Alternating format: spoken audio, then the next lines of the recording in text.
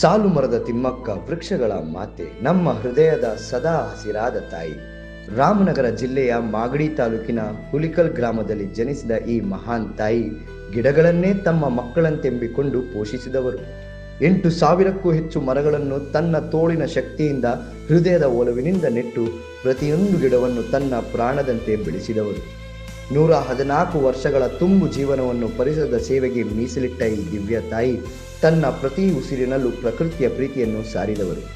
ರಾಷ್ಟ್ರಪತಿಗಳಿಂದ ಪದ್ಮಶ್ರೀ ಪುರಸ್ಕಾರವನ್ನು ಪಡೆದ ಈ ಭಾಗ್ಯವಂತೆ ಕೇವಲ ಒಬ್ಬ ವ್ಯಕ್ತಿಯಲ್ಲ, ಸಾಕ್ಷಾತ್ ಪರಿಸರದ ದೇವತೆಯಾಗಿ ಬದುಕಿದ್ದವರು.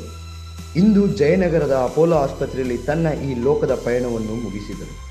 ತಿಮ್ಮಕ್ಕನವರ ಸಾಧನೆ ಸೂರ್ಯ ಚಂದ್ರರು ಇರೋವರೆಗೂ ಜೀವಂತವಾಗಿರಲಿದೆ.